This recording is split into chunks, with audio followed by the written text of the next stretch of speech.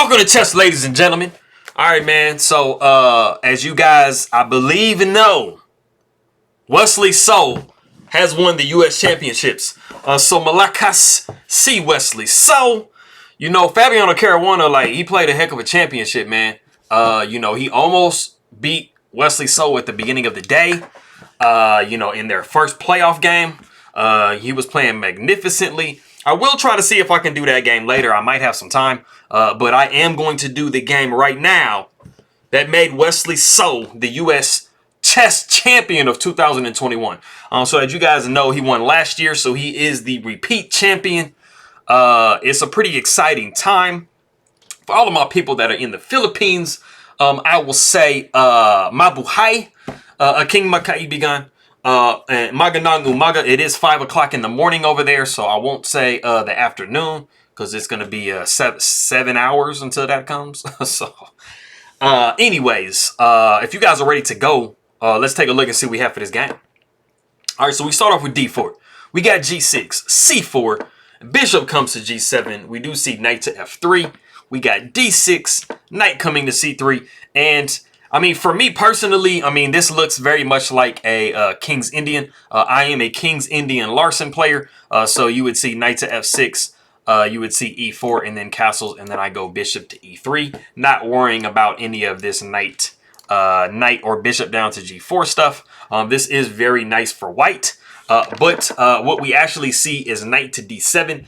So we are, after E4, we are going into more of a modern defense, the Averbach variation.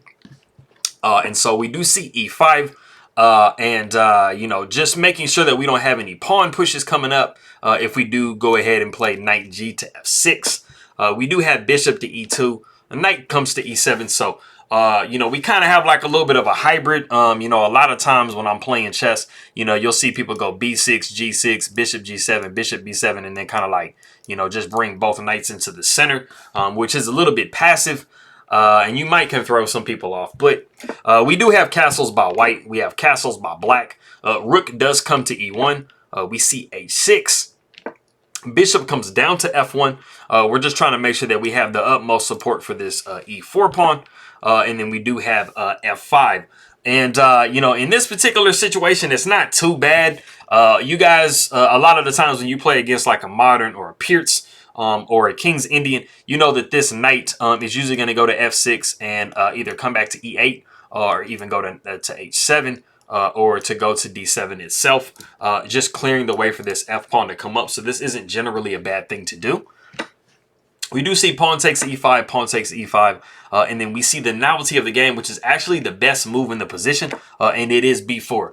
A lot of the times, you know, you have the knight wanting to plop down on C5. Usually when the knight is down here, you can add a lot of pressure to this E4 point if you bring the knight down here. So especially if you play knight to C6 and then back here, bam. Majority of the time, the knight is going to get to C5 and just add pressure, like I said, to, you know, the E4 point. So we do have knight over to C6. We see B5. Knight comes down to D4, and then we have bishop to A3. And, you know, we're tickling this rook. We're doing a nice little job of that real quick. We do see rook down to F7. And then we see C5 in the position. And, I mean, this is just a multi-purposeful move. You are looking at possibly pushing C6 and, you know, kind of clamping down. You know, let's say like, you know, B5 is played or something like that. I mean, you know, of course, B5 isn't going to usually be played. But, you know, as you can see, this bishop doesn't really have anywhere to go. So it is not living its best life. You know, you just have all of this diagonal open and stuff like that for white's pieces. So it's a pretty cramped looking game. So after we do see C5, we see pawn takes E4, and then we do see knight taking D4. Some of you guys might be wondering, okay, you know, you could take this, you know, you can take this pawn, right? You got like a double attack. The only problem is if you do capture on E4, you are looking at yes, okay. You are looking at rook takes F3, the exchange sacrifice, and this is going to be opening up your king a little bit. The pawn would take on F3, and then knight coming down to F6. And I mean, this very much frees black's position up. It's definitely still great for white, but it's not as bad for white. So like I said, we did see knight takes d4, pawn takes d4. And then we have actually reached a point in the game that if you do want to pause the video and see what white actually plays in this position here, go ahead and do so.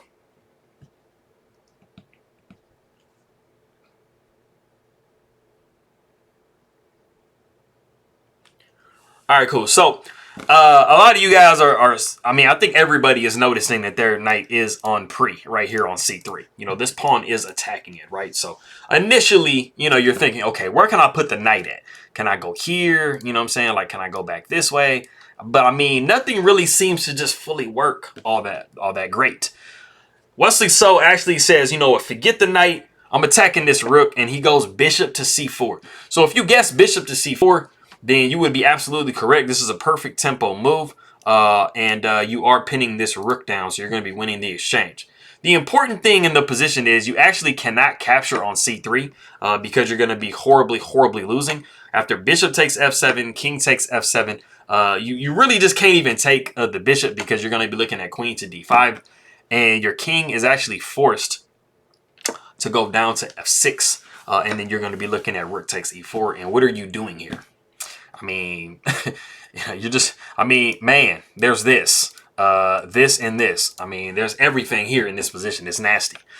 So you actually, after bishop to c4, we actually see knight to e5, which is a definite attempt to try to free this bishop up somehow. Because that is one of the issues that black does have in the position, is their pieces are not working together. Even though it does look like you're giving up this piece, not in this position, of course, but, you know, it looks like you're giving up a knight. You know, this bishop isn't being used, and neither is this rook. So you're really up an entire piece. We do see bishop takes f7 with check, knight takes f7, and then we are able to take on e4 with the knight. Bishop comes to e6. We see bishop down to b2 because we are trying to add some fire to this pawn and get that hooked up. You know, that is definitely something that we could do. So we actually see bishop to c4, just trying to tickle that pawn on b5. We do have a4. We see a6. And then the very, very accurate knight down to d2. This bishop is a little bit annoying, so we want to eject it out of there. So immediately we see pawn takes b5, pawn takes b5, rook takes a1, bishop takes a1, and then bishop does take b5. And this does allow you to play knight to f3 to redirect and just add like the ultimate amount of pressure on this pawn. And you are really kind of forced to push it. I mean, you can always back up the bishop to like c6 or something like that, but you're just going to be just giving away the pawn completely. I mean, you know, it's just a very, very favorable position for white. Nothing wins. Like, just to be clear, nothing is winning here, like, for black. So, I mean, you're going to be losing just a different type of a way. So we do actually see d3. And this is really not a move that you want to make because you are allowing the trade of this bishop for your really, really protective bishop on g7. So bishop takes g7, king takes g7, and then we do see queen down to a1 with check. King goes back up to g8, and then now we do have knight to d4. And the problem in this position is the fact that you have knight to e6 coming, and the queen, you know, is going to get hit. And also you're looking at checkmate on g7. And the queen actually can't swing over to f8 to protect because the knight is protecting that square. So you see bishop down to c4, you know, trying to maintain this pawn. But I mean, the problem with the bishop is the fact that it is undefended. So we do see queen down to c3. And, I mean, there's not a lot of great moves in this position. The only really move for you to make is d2, but that just snaps the pawn off the board. So that doesn't really work. So Sevian tries b5, and then we see pawn takes b6 en passant. And then knight comes down to d6, which seems like it does protect the bishop for the moment, but we do have the really, really nice knight to c6. And where exactly do you put this queen at? I mean, that's the main question. Like, where do you put this queen?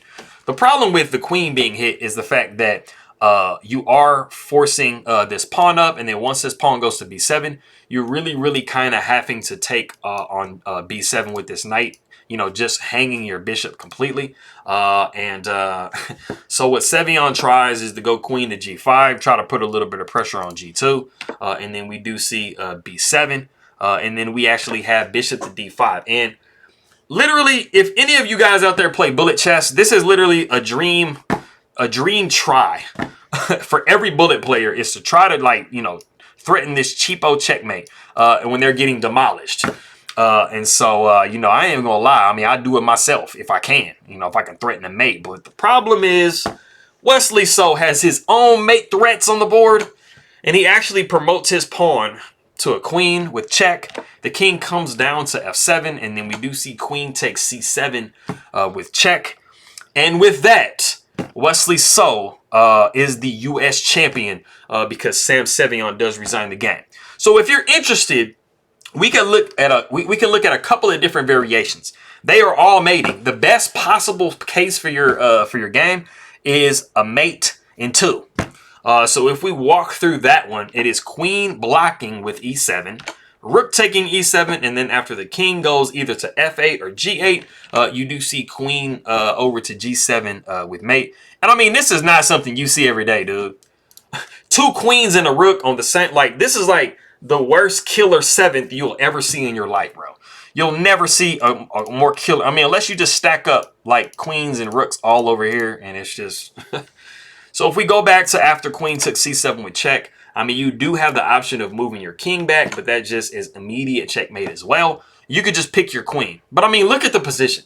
There's 2 queens and a rook against a bishop, a queen, and a knight. You don't see these kind of positions every day, man. But like I said, this was the game. It was a pretty insane game. And it was pretty much Wesley So in the driver's seat for the entire game. So, like I said, I think I should have enough time to get this Fabiano Caruana versus Wesley So game. But that was a really insane game. I appreciate you guys very much for stopping by. Maraming salamat po sa nanonood ng aking mga video. Maraming masaya akong makita kang muli. Hello, you lit. Appreciate you guys very much for stopping by. So in this one, and in the championships, it was Malakas C. Wesley So. Cannot be denied. So we will live that. Everybody will live that one up until the U.S. championships comes back next year. I appreciate you guys very much. And I will see you guys next time.